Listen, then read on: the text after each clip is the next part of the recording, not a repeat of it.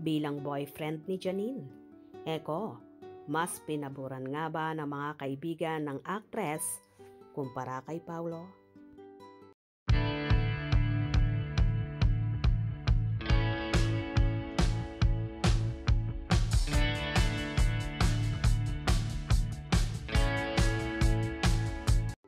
Ayon sa ulat ni Jun Lalin, in fairness, marami pala sa mga malalapit kay Janine Gutierrez ang mas pabor sa chikang karelasyon na talaga niya, si Jericho Rosales ha.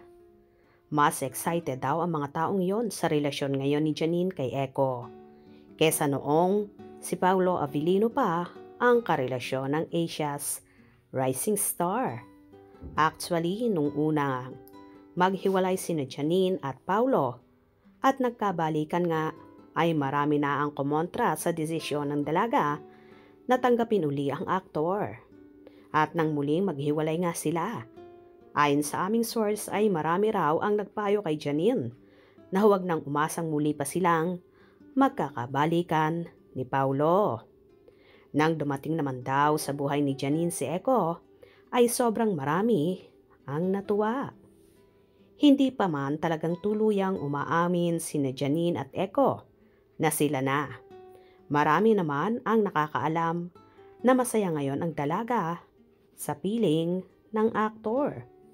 Obvious naman daw sa mga sinasabi ni na Janine at Echo na masaya nga sila sa piling ng isa't isa.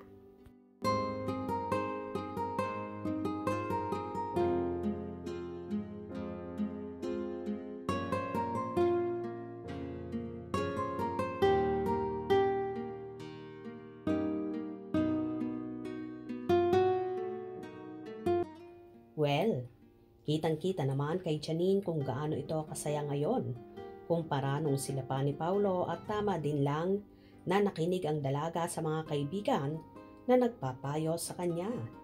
Siguro nga lang talagang hindi itinadhana sina Janine at Paulo dahil ang meant to be nga daw talaga ay ang ekonim ni na Janine at Jericho. Anyway, ibang-iba naman ang aura ni Janine ngayon simula na maging sila ni Echo. Kakikitaan mo siya na so happy at so excited nang mag-shares ng mga ganap at bonding moments nila ni Echo na di man lang nangyari sa kanila noong sila pa ni Paulo.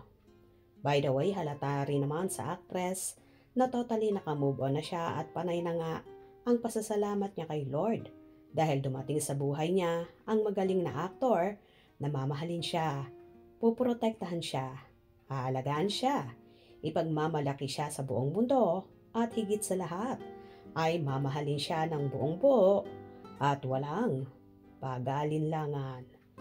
Good job, Janine, sa naging desisyon mo. Hangad namin ang iyong kaligayahan at sana nasa tamang tao ka na nga ngayon at soon mauwi na sa kasalan.